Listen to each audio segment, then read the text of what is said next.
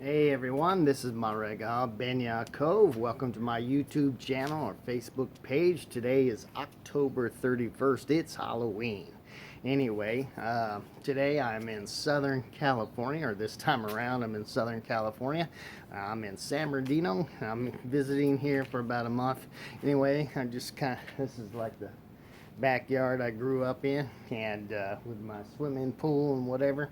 And so up here around this side is Crestline, California. Up on the top over here on the higher peak, it's kind of behind the tree, but is Lake Arrowhead. On the far side is Big Bear, and in the Inland Empire, as they say. But yeah, today is October 31st, and before I get started, hit that subscribe button and like button, notifications, so every time I post a video, it'd be known to you that I just uploaded a new video. But today I want to continue the series I've been talking on. It's a little bright out here. I mean, it's direct sunlight, and if you record in the shade with all this light, I get bleached out, so I might have to change my clothes from this black shirt, but because it's getting a little toasty. Anyway, I want to kind of continue my series, Leviticus 18 through 21. Now, last time I only got chapter 18 in, and it took up the whole 1 hour video. Anyway, I want to touch on Leviticus 19 today, and they call these chapters the holiness chapters, or the holiness code chapters. And so anyway, but for us Jewish people, there's 613 commandments, as its legend is. Anyway, I counted a lot more. Now, over 920, but I didn't delete the repetitious ones and come to find out how much is there. And there's some kind of unknown, like little wording ones. You could glean new laws out of it.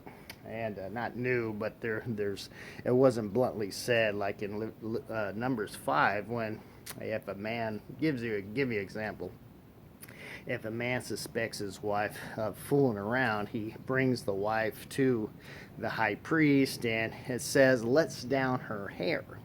So just by that statement alone, it seems like wives were commanded to have their hair up. So, but it doesn't say it anywhere bluntly in the Torah. Wives have to keep their hair up. And there's other things in the Torah that are not there, like do not commit arson. Just not there, but we know you're not supposed to do that. But anyway, today I want to touch on Leviticus 19 and how it applies today. And because the Torah was written it was a male-dominant society. They were capitalists, but part of that capitalism, they believed in slavery. Everybody did back then, and we know that the God of heaven, who made all humans, don't allow slavery, or shouldn't. Why would you create this group and that group and tell another group, yeah, go enslave them? So we know it doesn't come from a God who makes all people, but it came from, the laws came from tribal thinking, and free labor, and you get more wealth. Well, but we don't believe that nowadays, of course, and so I'm happy for that. But I'm going to delve into that in Leviticus 19, what applies today and what's kind of bogus, okay? And so I'm going to touch on that, and so I'm just going to get started. I might sit down, stop the video and sit down. I'm standing right now, but anyway, it's not my typical Torah I'm reading from, JPS for the English, or, King James is very close to that, so Christians can follow along. But today, all I got is like a friend of mine's Bible on borrow. So it's actually the New American Bible. So anyway, it's probably real close, but we'll figure it out as we go along. So anyway, let's start out with chapter 19, and thank you for watching, by the way, and supporting the channel. I'll turn the video off around 30 minutes. I'll stop. There's a clock over here I can look at. I think I'm 5 minutes in. I'm not sure, but anyway, here we go. Leviticus Vayikra 19, okay? Verse 1. The Lord said to Moshe, or Moses, "Speak unto the whole Israelite community and tell them, Be holy, for I, the Lord your God, am holy. Each of you revere your mother and father, and keep my Sabbaths. I, the Lord, am your God. Well, what's interesting in this particular verse is mother is first. And it's kind of a cool commentary the rabbis had over time, because in the Decalogue, or the 10 sayings, father comes first. Obey your father and mother, honor your father and mother. This time it's flipped, so it gives it like equal. You're supposed to be equal, but nonetheless, I put mother first, emphasizing mother because a lot of times the father's working and the mom is doing stuff around the house, especially back then, and so it's interesting to have it worded a little different. So it says, keep my Sabbaths. That means the weekly Sabbaths and those special, unique Sabbaths, like the first day of unleavened bread and the last day, the first day of, or the 8th day of the tabernacle feast, and Shavuot, the Feast of Weeks, or Pentecost, as you might hear. So you have these special Sabbaths too. So, and it doesn't specify on here, but verse 4, do not turn aside to idols, nor make molten gods for yourself. I, the Lord, am your God. So, like back then, they carried little idols, even ancestry idols, things like that. Your prayer life must be only directed to El, and you are not allowed to make an image of him, not painting, not a fingernail, not an arm, nothing like you'll see some modern artists, where you have God's arm reaching down, giving Moses the 10 Commandments and things like that. You are not allowed to have any images whatsoever according to this commandment. And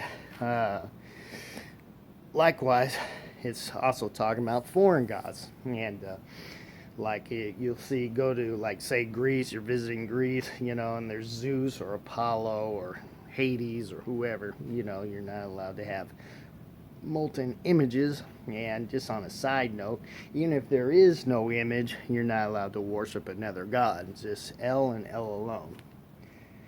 So, do not turn aside to idols, that is a man-made object, nor make molten gods for yourself. Doesn't matter if it's wood or metal, gold, because a lot of them were gold back then, or lead. I am the Lord your God. Verse 5. When you sacrifice your communion sacrifice to the Lord, you shall sacrifice it so it is accepted on your behalf. It must be eaten on the day of your sacrifice or on the following day. Whatever is left until the 3rd day shall be burned in the fire. If any of it is eaten on the 3rd day, it will be desecrated. It will be a desecrated offering and not be accepted. Whoever eats of it then shall bear the penalty for having profaned what is sacred to the Lord. Such a one shall be cut off from the people. Now, cut off from the people does not mean executed. It just means excommunicated. So if you, like, say, if you're in America, you're now going to have to live in Mexico or Canada or somewhere else. You can no longer live here in America. So that's what that means. Anyway, and another thing is because day 1 it's fresh, day 2 it's still pretty fresh, but day 3 it starts stinking and rotting, and that's when it starts being detestable. According to the Torah, you eat kosher food, so it's now considered unkosher after the 3rd day. So kosher just doesn't mean eating a animal that has hoofs. It's not hoofs, but I mean horns. It's interesting that the Torah doesn't mention horns, but only kosher animals have horns. There's over 50 of them that I could pick off. I have a kosher list of kosher animals on my ancientjudaism.blogspot.com site. I have a list of them, and quite a bit, but all kosher animals have horns, whether it's a cow, a goat, an ibex, a musk ox, to whatever, a gazelle, and even a giraffe has little horns, and they're kosher. So you don't even have to worry about the split hooves or chewing the cud. You just look from afar and you can say that's a kosher animal because he has horns. So anyway, so kosherness is not just simply the animal, it's basically also like if it's defiled by too long, you had it too long and it's starting to stink, or if it's been prayed over by some dude who's worshiping another god or has been sacrificed to another god, that renders it unkosher, okay? Or if someone dies in your house, all that food is considered unkosher, unless you were in the house at the same time. I suppose you could eat it, but the clean guy can't eat it. So anyway, let's see. But yeah, they should be cut off. So like I said, that doesn't mean execution or being stoned. That just means excommunicated, get out of the country, okay? Verse 9. When you reap the harvest of your land, you shall not be so thorough that you reap the field to its very edge, nor shall you gather the gleanings of your harvest. Likewise, you shall not pick your vineyard bare, nor gather up the grapes that have fallen. These things you shall leave for the poor and the alien. I, the Lord, am your God. So, yeah, when I had a farm, you were not allowed to just reap it all the way or harvest everything whatsoever all the way to the edge. You leave some of it for the poor. But let's say there was no poor around, and because back then a lot of people were hired, and the poor could pick the edges for themselves. And so, but if you are in like modern times, no one's around, you could harvest it, but not for yourself. Go to the city or something. You see a homeless guy, you could give it to him, and that would be kind of kosher, but it can't be for you, okay? So anyway, there you go. So you have to help people out. In other words, if you have a farm, that's only if you have a farm, okay? Where am I at? Verse 11. You shall not steal. That's pretty clear. You shall not deceive or speak falsely to one another, like bluffing people, and just trying to con somebody. Oh, blah blah blah. This happened. I broke whatever. I need like $50, and you never broke it, never even bought it. But you're kind of manipulating somebody, so you're not allowed to manipulate things like that. So. Verse 12, you shall not swear falsely by my name, thus profaning the name of your God. I am the Lord. Now, in the so-called 10 Commandments, what we call this 10 sayings, it says, do not use the Lord's name in vain. So a lot of Christian folks or Westerners think that's using God's name as a profanity word or part of a profanity sentence. Anyway, but this is talking about like swearing, like making like swearing in like a courtroom, like swearing, making an oath or a vow in the Lord's name, like you would read like the prophets, as surely as the Lord live, I will do this, okay? So if you like make a vow for a wedding, being married, or you're in court, it says do not take the Lord's name in vain. And so this is what this is talking about. So do not utter the Lord's name in any vow, oath, or in a swearing thing. Like say President Biden, he put his hand on the Bible to swear to uphold the Constitution. He's already breaking it. He's been breaking it. So because he's not holding up the Constitution, he's doing stuff for his own thing. So you see what I'm saying? So do not put the Lord, don't involve the Lord if you're going to start being deceptive and lying and manipulating and acting dumb. And so basically what the Lord is saying is when you make a vow or give your word, you're supposed to keep it, and you'll find that in other parts of the Torah. What you say, that's what you do, or don't say it at all, okay? See, where am I at? That was 12. 13. You shall not exploit your neighbor. You shall not commit robbery. You shall not withhold overnight the wages of your labor. So, like if you're self-employed and you want to hire people, this commandment tells you you have to pay them that day. Now, you could skirtsy around that commandment if and only if you make an agreement with that guy, because some of these laws in the Torah can be not molded or manipulated, but they can be skirted around on one condition. If, like, say, me, the laborer, says you don't have to pay me today, just pay me at the end of the week, you could do that, and if they agree to it. But if they don't agree to it, or if you make them sign a contract, then you could pay them, like, if they don't agree to it, you have to pay them that day.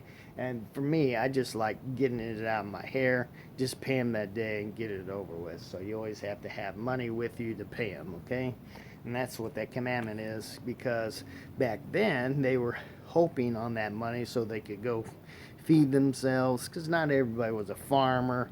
They could have been a horse breeder or a cattleman, or like a shepherd or something, or they could be a home improvement guy like I'm doing here, and the commandment is you pay him for that day's wages are worth that amount. So anyway, you shall not insult the deaf or put a stumbling block in front of the blind, but you shall fear your God. I am the Lord. Yeah, that's just kind of lame.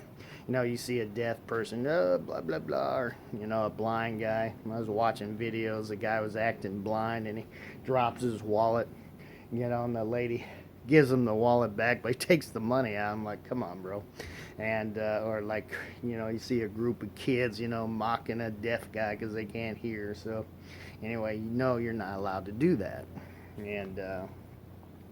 And the Lord, according to the theology, the Lord sees everything, and so he will, bring recompense on you for doing evil like that. Even though the deaf guy may not see anything and the blind or deaf guy may not hear anything, the Lord sees and the Lord hears. So anyway, moving on. Verse 15, you shall not act dishonestly in rendering judgment. Show neither partiality to the weak, nor difference to the mighty, but judge your neighbor justly. So a lot of people say, you're not allowed to judge. The commandments of the Torah is not like Christianity. We shall judge everyone, all the time. If you were a meth head, I'm going to judge you, dude, I'm judging you. You're probably a thief, you're a lowlife, and blah, blah, blah. Yes, you might need help, but, if, and also, like, if a rich man comes to the court or something, or wants to make a business thing, like, say you're a politician, and he wants to donate so much money to you, just because he gives you so much money, he might be seeking favors from you, but you are not allowed to give him favors because of he's rich, or show extra mercy because someone is poor and broke and homeless, okay? That is as far as judgment goes, and things of judgment, things like that, or decision making based on certain actions based on a decision, not just like, has nothing to do with like giving to the poor because they're poor, things like that. It has nothing to do with that. So like I said, in a courthouse, if you were a judge, if someone was rendered a judge, you can't, say, oh, here's a rich man. Let's maybe I could benefit from him or show him mercy because he's poor or something lowly. So you can't do that. It has to be fair and just.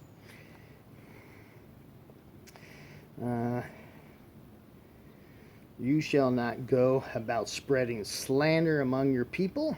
That is common nowadays. Like, I'll see many examples, like one guy will date somebody and like date a girl, and then things don't go well, and the girl will just viciously saying, oh, he raped me, or he tried to force himself on me, or malarkey like that. I had one friend like say the wife was saying after she left, he never fed me, there's no food in the house. And I'm like, there was food in the house, but she's slandering, trying to make my friend look bad. And so you can't do that. You have to be honest, and don't be like a evil doer just spreading nonsense around, okay? That's not right. It's not kosher, okay? The finished verse 16, nor shall you stand idly when your neighbor's life is at stake. I am the Lord.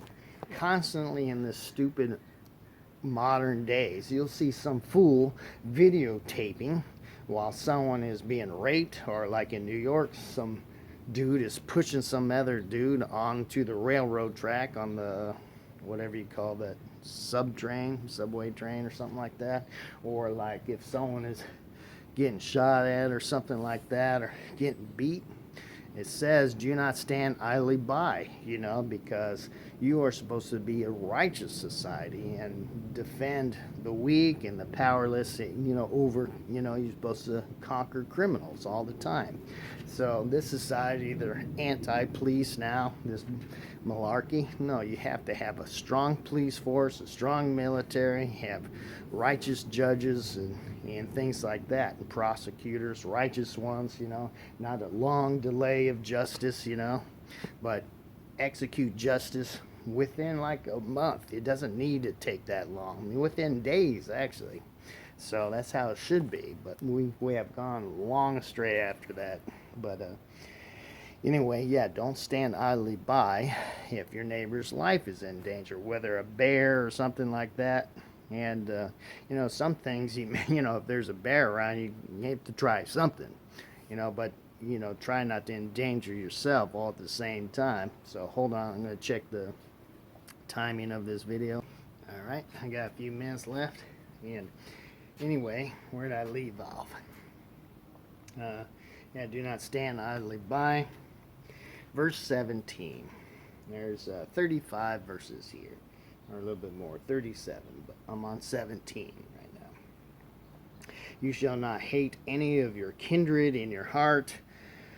Reprove your neighbor openly, so that you do not incur sin because of that person.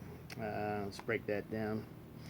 Most of this is talking about, because it's a tribal book, so do not hate anybody of your own people, like of the tribe of Judah, of Asher and Dan and Gad and so forth, of the 12.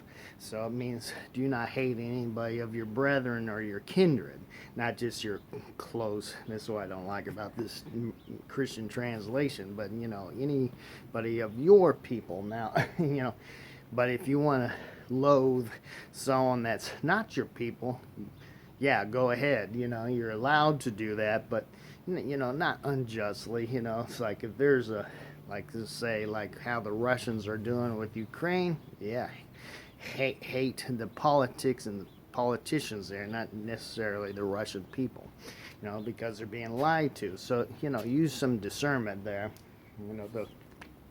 The Lord wants you to have not unjust hatred. Okay, so. Anyway, then the other one is reprove or rebuke your neighbor. Like say, for example, like see like this fence right here in the background. If you hear like, women are over there and they're swimming, and it's only women, it's unkosher to peek over the fence, and say, ooh, what's going on? But if you see, like, say your brother doing, hey, come and look at this, you go, hey, bro, don't be doing that stuff, they're doing it in the privacy of their place, don't look over there, unless you're invited, it'd be one thing, but it's, yeah, rebuke him, I ain't doing that stuff, or like a guy just wants to kill an animal to go hunting without eating it, just kill for the sake of killing, yeah, you rebuke him, hey, don't be doing that. Or if he goes to your bathroom in a stream, don't be doing that, you're defiling everything. So things like that, and there's a whole variety of stuff. So but yeah, let's see, where am I at? 17, I think. All right, 18. Take no revenge, and cherish no grudge against your own people. You shall love your neighbor as yourself. I am the Lord. Now, Jesus said, you get from the Christian world, Jesus said, who is my neighbor? And is like a Samaritan who were always being judged by the Judeans, as some half-breed and, whatever. But, yeah, your neighbor in the context of this it's tribal. And so it's like your people. And do not hold a grudge against your neighbor. Now, you could rebuke him, like the previous verses, if you have an issue with him, you could talk to him and say, hey, bro, I don't like that. And if he apologizes, great. If he don't, well, you don't have to do anything. You don't have to associate with him. So there's a certain things like, hey, unjust grudge, or don't be elongating, but you don't have to associate with people. It's like a tricky issue right there, okay? But just having a grudge is beating on you without saying anything is wrong. So if you have something against them, say something, so get it off your chest and be truthful. Like it says, rebuke your neighbor if need be. So, what's that one? In church, take no revenge.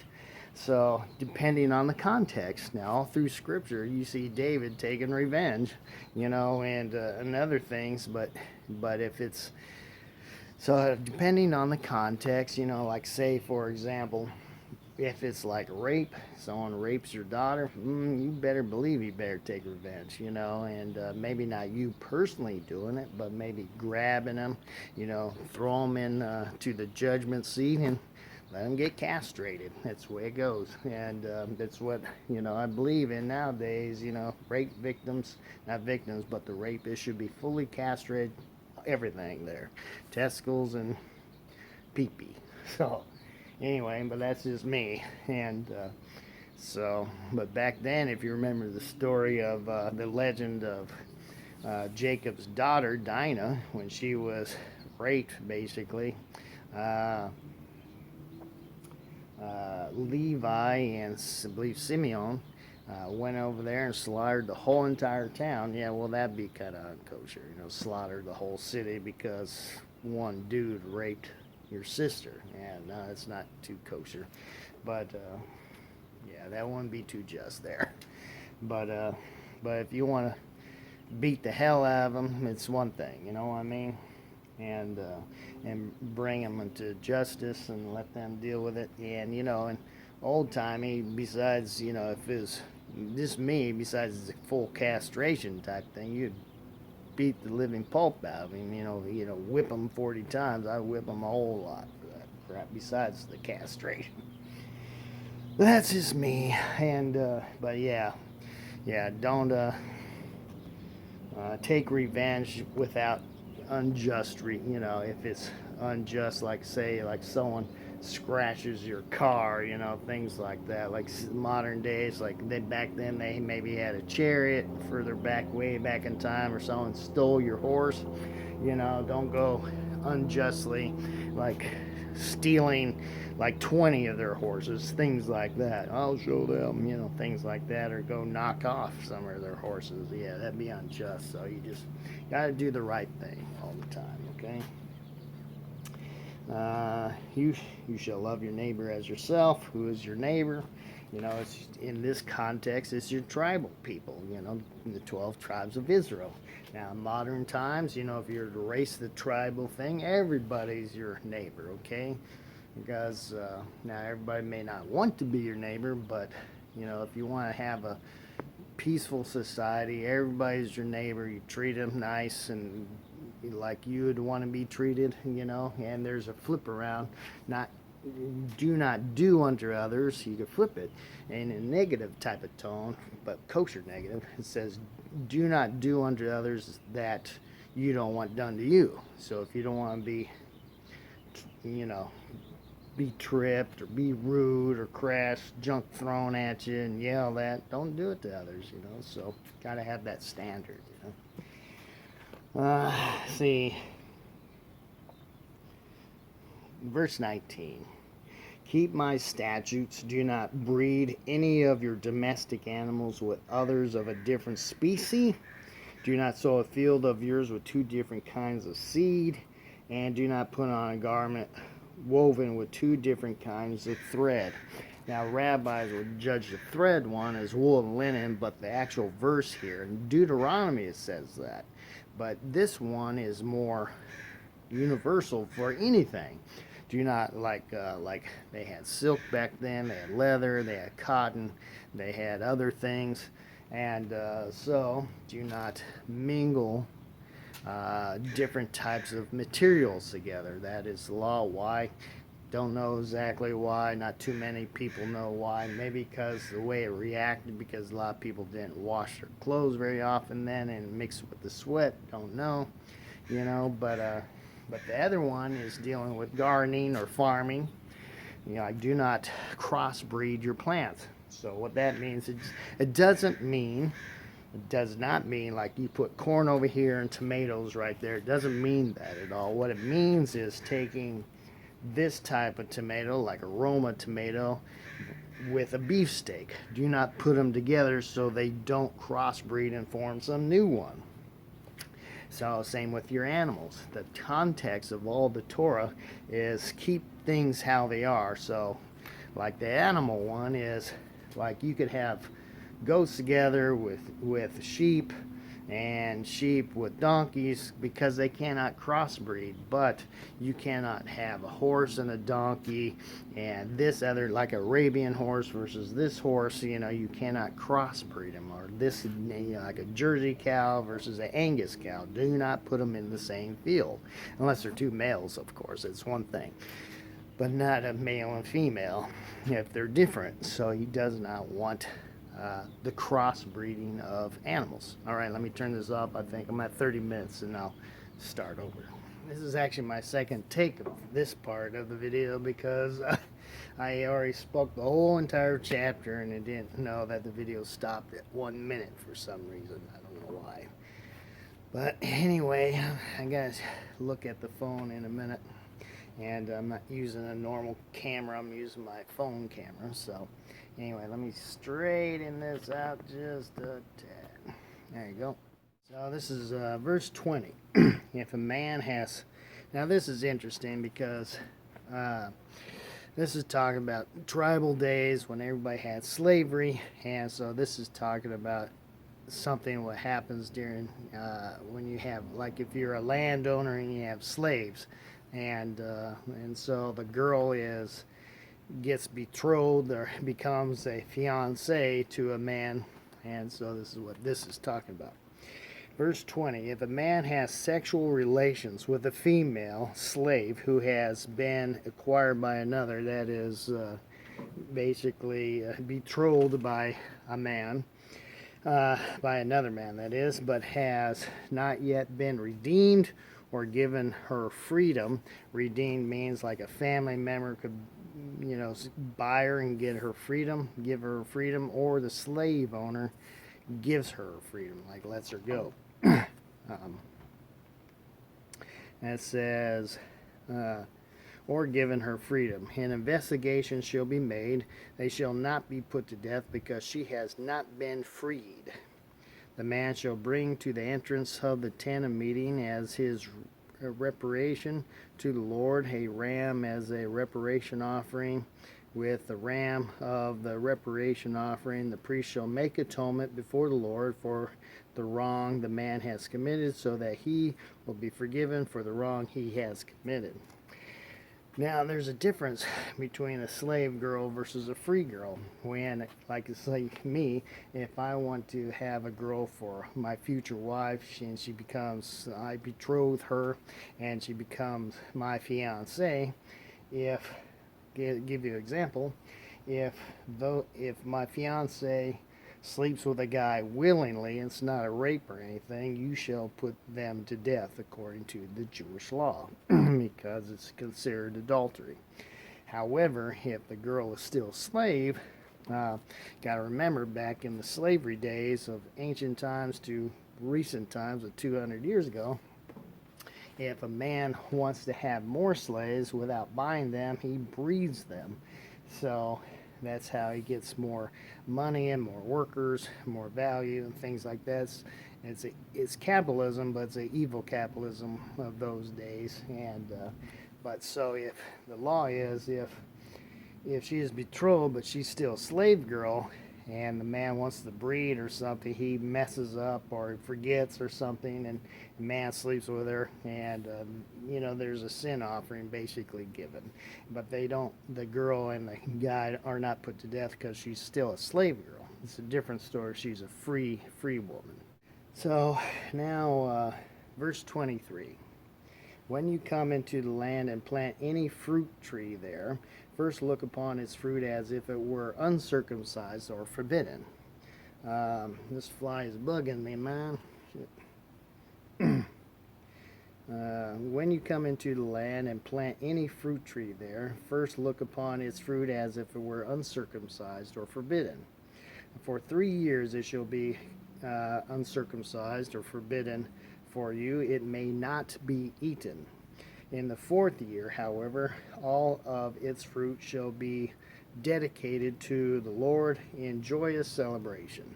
So all 100% of the fruit of the 4th year shall be given unto the Levites, and you celebrate together with that. Like if you have an whole orchard, all of that food goes to the Levites, and all the people shall celebrate and things like that. Not until the 5th year may you eat its fruit to increase the yield for you. I am the Lord your God. And after the 5th year, you give a tenth. Like say if you have one tree and it produces 200 lemons, you give 20 lemons to the Levites. That's your tithe. So, excuse me. Verse 26. Do not eat anything with the blood still in it. Do not. So that right there is like in modern days, a lot of people like medium rare or rare with their steak or hamburgers or stuff like that. The Lord is commanding that it has to be done, not well done, just done. And so, anyway, moving on. The second part of verse 26.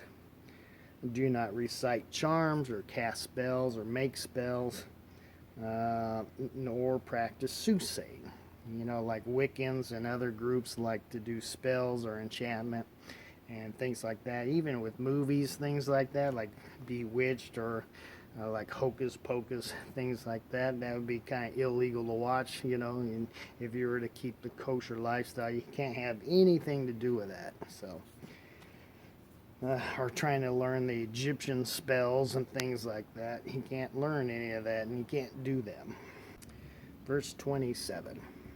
Do not clip your hair at the temples, nor spoil the edges of your beard. A better translation is do not round the sides of your head, like make it bald like you see basketball players and modern haircuts. And so the Lord wants to keep it kind of natural. So can't go below like 2 fingers or 3 fingers worth. And that doesn't mean like the Hasidic people of doing the side curls. It doesn't go that far. It's not talking about that. He just doesn't want you to be bald or near bald or close to bald.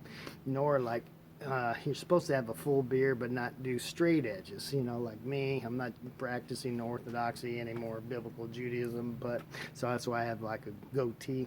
But see, this would not be allowed, but you have to have a full beard. Now, when I was a kid, didn't know better, I would say, well, that only applies if you have a beard. No, the commandment is you have to have a beard and let your hair grow naturally. You're not allowed to straight edge it, So that's what that's referring to. Let's see. Do not lacerate or cut yourselves, cut your body for the dead, and do not tattoo yourselves. I am the Lord. A lot of times, I won't say a lot of times because I didn't live then, but apparently by the context, when people were in mourning for a dead relative or a friend, they would gash themselves and be so sad about it. And so the Lord's telling you, don't do that.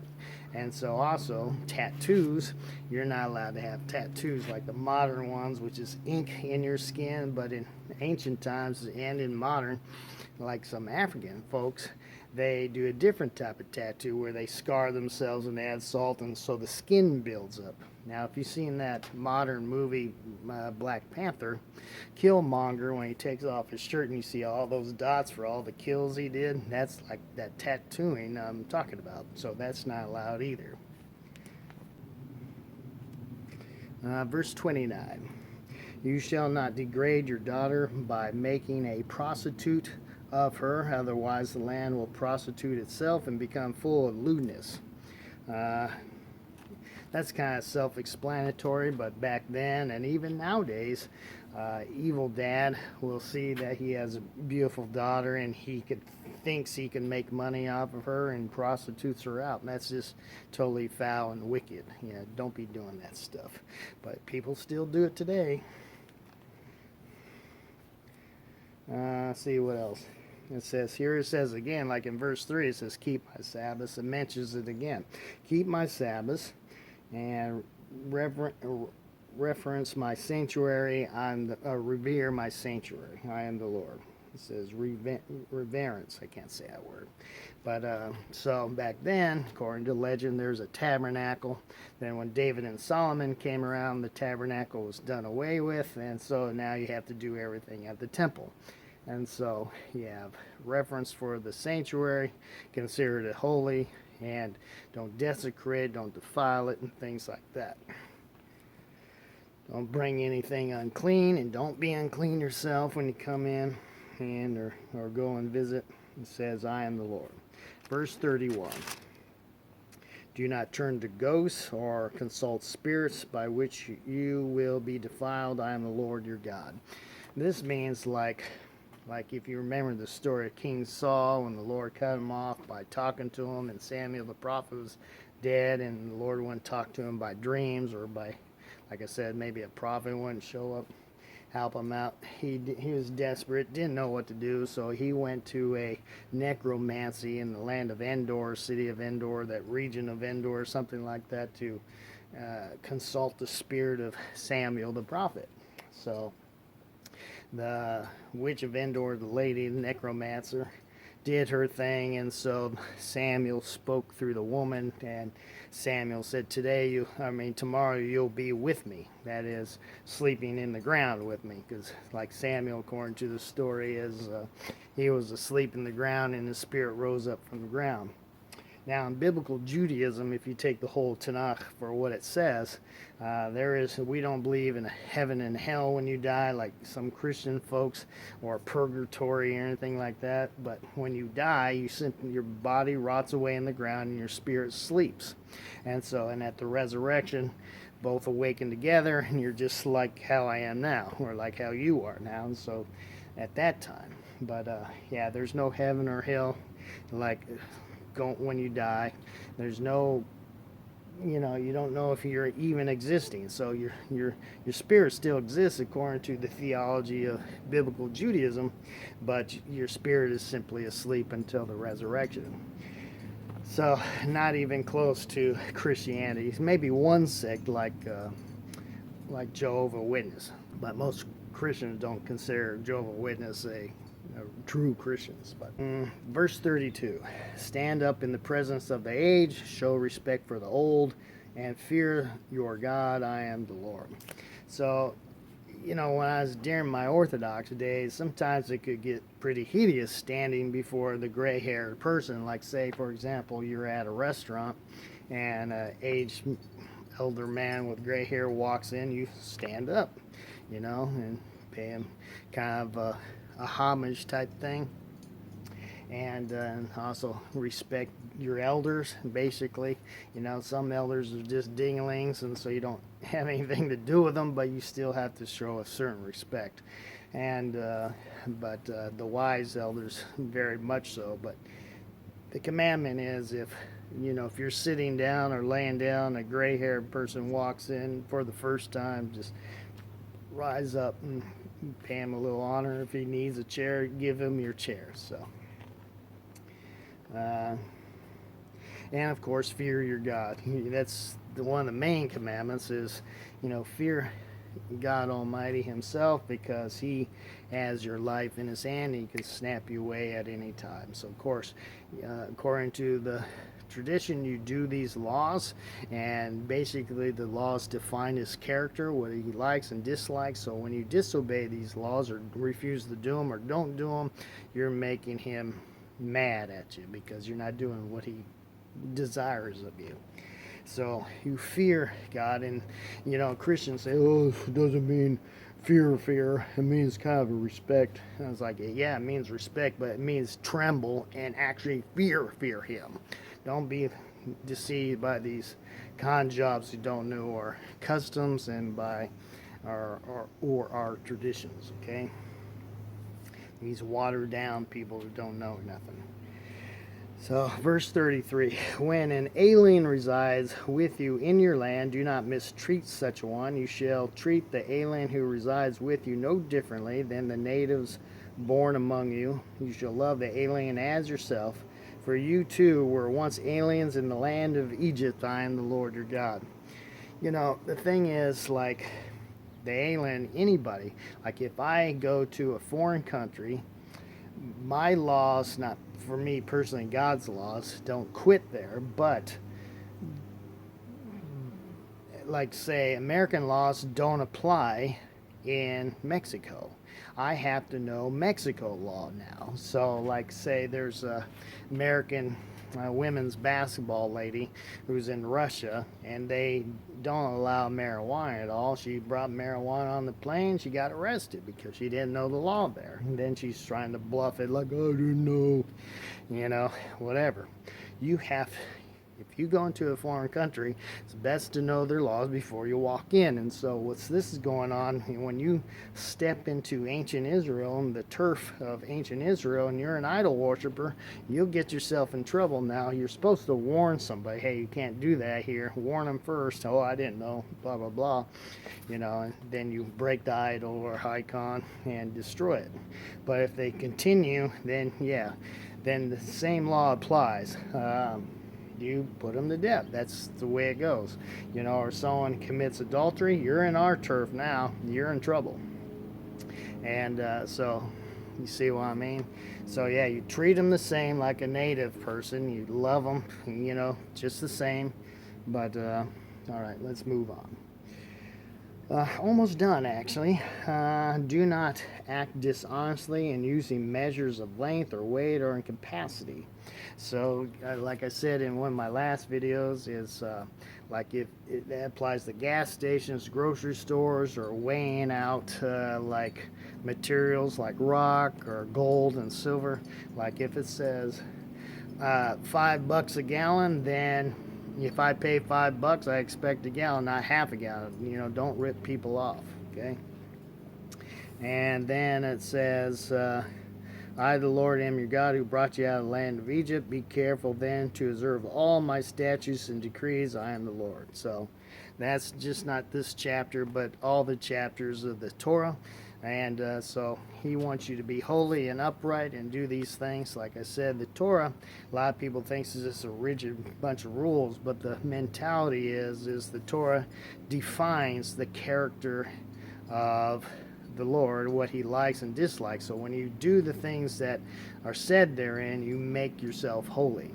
And so if anybody just does like this chapter 19 all by itself, you're off to a good start, minus the slavery one and the other one I mentioned, which I forgot right now. But so yeah, so this is my video for today. Be sure to hit that like button and hit the subscribe button and maybe the notifications. Leave a comment, and like I said, I'm here in sunny Southern California, and I love you guys. Thanks for your support. Bye.